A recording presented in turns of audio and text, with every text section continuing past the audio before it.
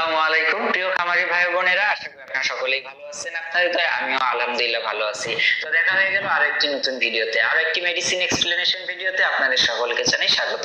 আজকে আপনাদের সামনে যে মেডিসিনটি এক্সপ্লেন করব, যে মেডিসিনটি নিয়ে কথা বলবো, আমার সামনে রাখা আছে, দেখতে পাচ্ছেন। এটি হচ্ছে লাইসোভিট।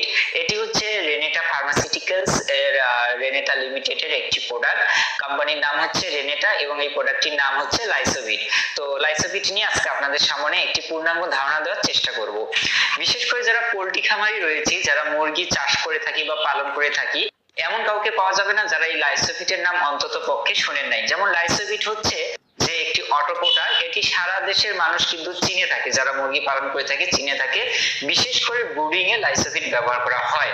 তো আজকে এই লাইসোভিট নিয়ে কথা বলবো। তো প্রথমেই তো এটা পরিচয় করিয়ে দিলাম, লাইসোভিট এটি হচ্ছে রেনেটা লিমিটেডের একটি প্রোডাক্ট। প্রোডাক্টটির নাম হচ্ছে লাইসোভিট।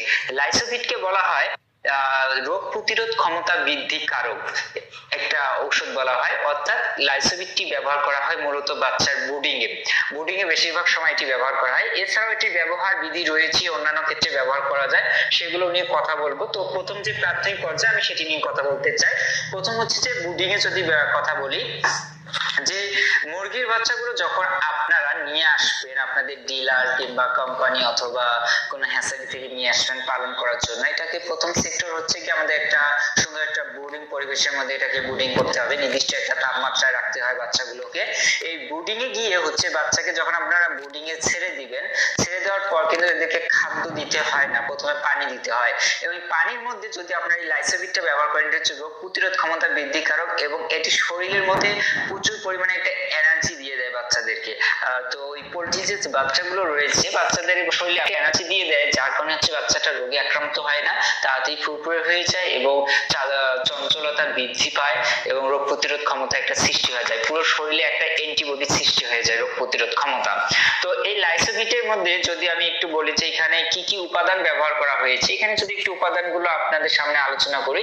যেমন এখানে ন্যাচারাল ভিটামিন সি এবং ভিটামিন ই ব্যবহার করা হয়েছে। ভিটামিন সি এর কাজটা আমরা সকলেই জানি, রোগ প্রতিরোধ ক্ষমতা এবং শরীরে শক্তি প্রদান করে থাকে।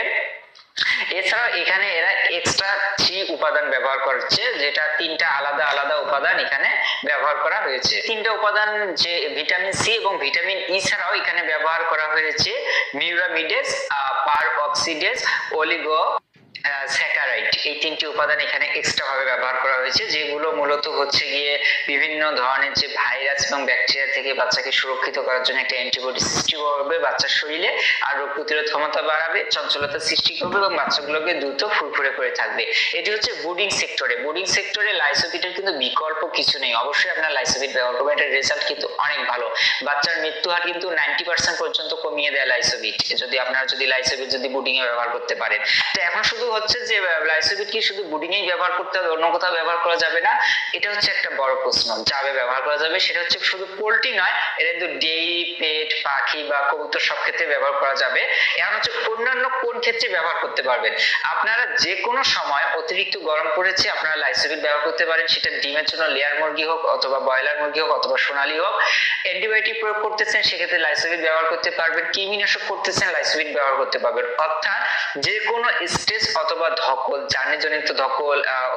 দেখতে পাচ্ছেন, চ্যানেলটি সাবস্ক্রাইব করবেন। দেখেন পাখিগুলি কি চটচড়া সুস্থ সবল আছে, এবং আপনারা অবশ্যই চ্যানেলটি সাবস্ক্রাইব করবেন, লাইক করবেন, শেয়ার করবেন। নতুন নতুন ভিডিও পেতে, আপডেট পেতে আমাদের চ্যানেলের সাথে যুক্ত থাকবেন।